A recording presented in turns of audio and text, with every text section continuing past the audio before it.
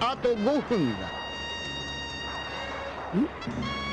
あと5分もすればこのナメック星は大爆発を起こし宇宙の塵となる。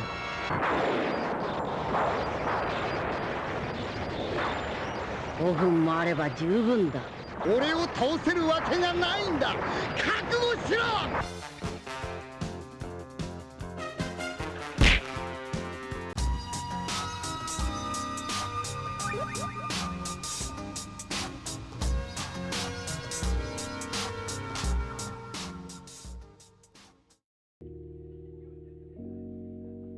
Bonjour à tous, je suis Marius Notet et voici une critique de Inomaru Sumo, qui est un manga de l'auteur Kawada, publié par la Shueisha et dans sa version française par Glénat. Le manga a commencé en 2014 et compte aujourd'hui 28 tomes. Je n'en ai lu que 15, mais je veux m'attarder ici principalement sur une thématique globale à partir d'un combat en particulier, celui du tome 2 entre Sada et Uchiho. À part l'issue de ce combat, il n'y aura pas de spoil. Le concept du « dans 5 minutes, la planète Namek va exploser » souffre beaucoup du passage de manga à animation. Même en synthétisant tous les épisodes de ce passage, il se déroule 30 minutes entre l'ultimatum de Freezer et la destruction effective de Namek. Ces fameuses 5 minutes sont donc largement moquées sur les internets, et à raison. Dans un dessin animé, à moins d'une indication contraire, le déroulement d'une action se déroule en temps réel. Si un monologue prend 15 secondes à être récité par le doubleur, c'est qu'il a effectivement duré 15 secondes. Dans le manga, la lecture de ce passage de Dragon Ball, en ne lisant que les parties concernant Freezer et Goku, dure une quinzaine de minutes, soit assez loin des 5 minutes annoncées par Freezer. Pourtant, en tant que lecteur, on s'en fiche, le compte à rebours, bien qu'étant dans un coin de notre tête comme une tension montante, est bien plus abstrait que de l'animé et varie aussi selon la vitesse de lecture de chacun. Via l'épisode 9 de l'adaptation de Inomaru Sumo en animé, j'ai redécoupé le premier combat entre Sada et Uchiho en enlevant le superflu, les ralentis et les scènes n'étant pas dans le manga, et j'ai obtenu une vidéo de 43 secondes de combat réel, sans interruption ni dialogue. Même avec une marge d'erreur, on atteint au pire la minute, et on est donc dans un temps normal pour un combat de sumo, moins d'une minute de combat qui est représenté en 43 pages dans le manga. Ce qui fait par exemple que le dialogue qu'ont Sotsuke et son pote au milieu du combat dépasserait à lui seul le temps du combat dans son entier. Pourtant, ça ne dérange pas pendant la lecture. Cela montre à quel point on est prêt à se montrer souple dans notre notion du temps en BD, si l'auteur conduit avec habileté son lecteur. D'ailleurs, ce dialogue a été coupé de l'animé, ce qui n'est pas étonnant vu l'incohérence temporelle que cela produirait. L'adaptation de ce manga en animé est bien plus réussie que celle de Dragon Ball sur cet aspect-là. Bien sûr, cette acceptation temporelle bizarre se retrouve dans toutes les BD, et dans les shonen neketsu, c'est même une des marques de fabrique de ces combats. Des combattants bougeant à des vitesses inhumaines, mais pouvant papoter le temps d'un coup de poing. La BD commet sans cesse des violations logiques de la temporalité, mais les scènes de combat de ce genre sont quand même un bel exercice dans lesquels les auteurs peuvent tordre très fortement la crédulité des lecteurs. Un exemple que j'aime bien est lorsque quelqu'un balance une punchline avant d'attaquer par surprise son adversaire. Si on est un peu trop premier degré, c'est complètement stupide, la personne signale sa présence et la surprise est forcément ratée. Quand je vois ce genre de scène dans des films, ça a tendance à m'agacer car je ne suis pas prêt à suspendre mon incrédulité pour ça. Par contre, dans une BD, je m'en fiche. Si je peux lire un dialogue entre Son Goku et Freezer pendant qu'ils se combattent si vite que ma rétine n'a pas le temps de les capter, je suis aussi prêt à lire une phrase de quelques mots, voir le visage de l'adversaire étonné, puis voir enfin l'attaque surprise assénée. Que ces trois actions soient découpées ou non, elles sont simultanées, car c'est la logique de bonne narration qui dicte la logique temporelle. C'est de cette souplesse narrative que je veux parler ici, car Inomaru Sumo est un cas vraiment bien pour cela. Un match de sumo ne dure que très rarement plus d'une minute, et l'auteur doit recourir à plein d'astuces pour réussir à captiver son lecteur pendant un temps de combat réel que ce dernier sait très court. Dans une BD, chaque case remet en question la temporalité. En effet, deux cases, même un vis-à-vis, faisant la même taille et possédant la même quantité de texte, peut représenter un laps de temps assez différent. Cette possibilité de flou de la durée vient entre autres du fait qu'une image seule, aussi dynamique soit-elle, est fixe. Quelle que soit la quantité de moments capturés au sein d'une illustration, chaque partie du dessin représente un moment précis, voire plusieurs moments simultanés, chacun fixé dans une temporalité et un espace qui lui est propre. Ce qui fait que l'on peut montrer des combattants bouger trop vite pour l'œil humain. Si l'action avait été filmée avec une caméra fixe, on aurait vu au mieux que des formes bouger dans tous les sens. Dans le cas de Dragon Ball, la mise en scène prend en charge la représentation d'une action rapide, mais l'information que le combattant bouge de manière inhumaine est donnée par le texte. Sans ce genre d'infos complémentaires, on ne pourrait pas bien estimer à quelle vitesse bougent les combattants, juste qu'ils sont rapides. Dans un manga de baston, on peut considérer que lorsqu'un combat a lieu, les protagonistes entrent dans une sorte de bulle hors du reste du temps, qui a sa propre logique, comme dans un JRPG.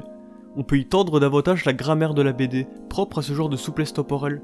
Les prises de parole et pensées peuvent donc y être symboliques, théâtrales, et avoir lieu de manière plus abstraite qu'une parole normale. Dans Inomaru Sumo, cette idée de combat pris dans une bulle temporelle hors du monde est accentuée par beaucoup de points. Déjà, le discours général des personnages sur le combat de sumo.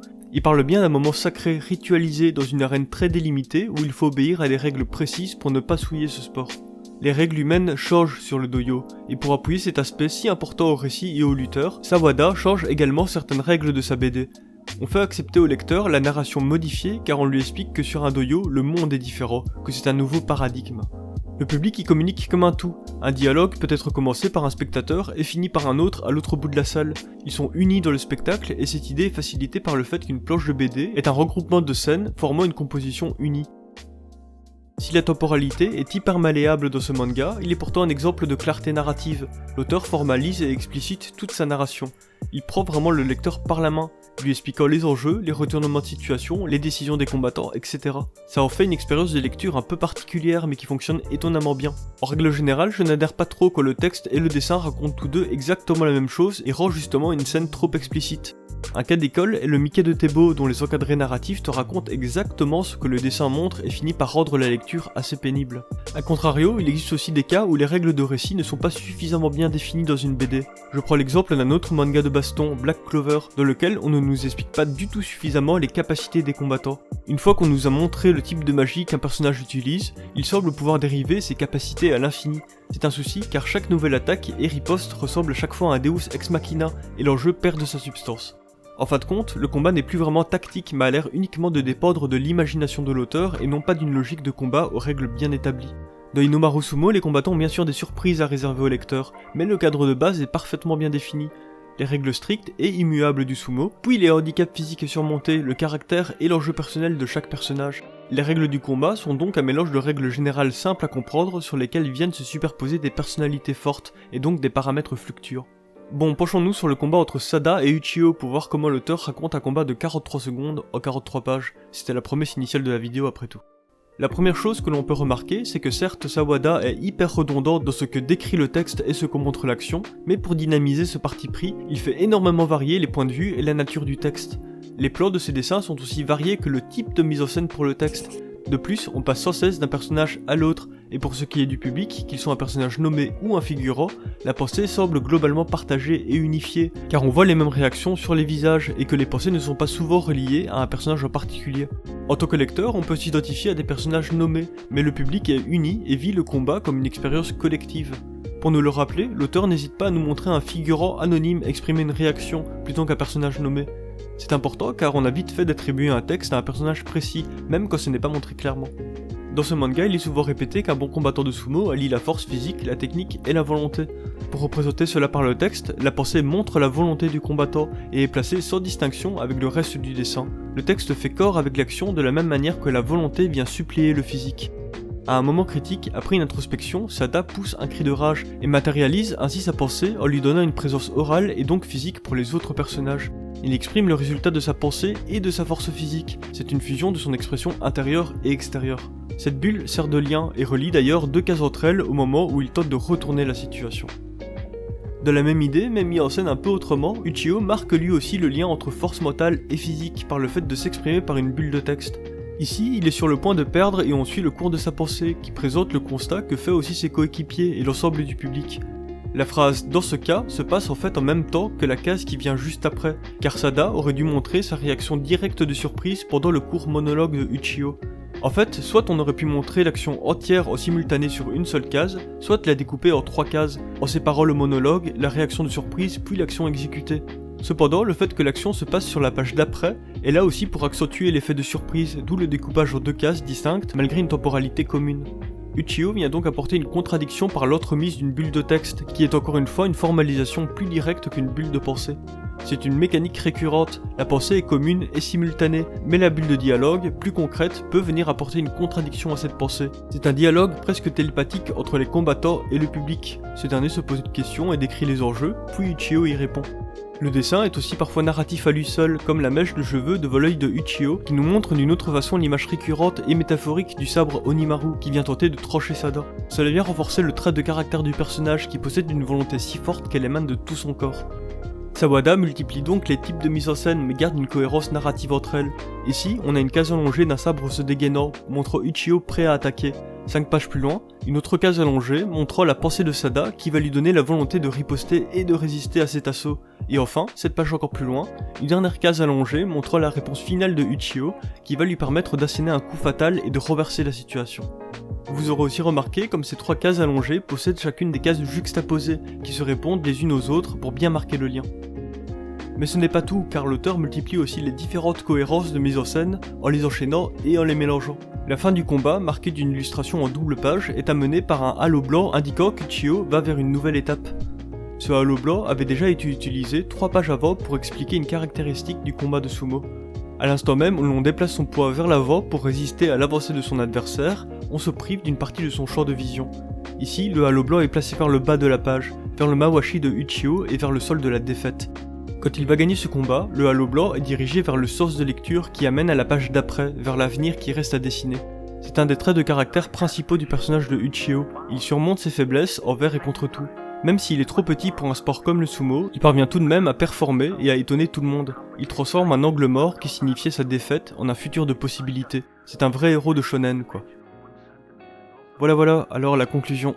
Une des choses surprenantes avec ce manga, c'est que malgré sa mise en scène très complexe, il y a une apparente simplicité due à la répétition de l'information entre le texte et l'image.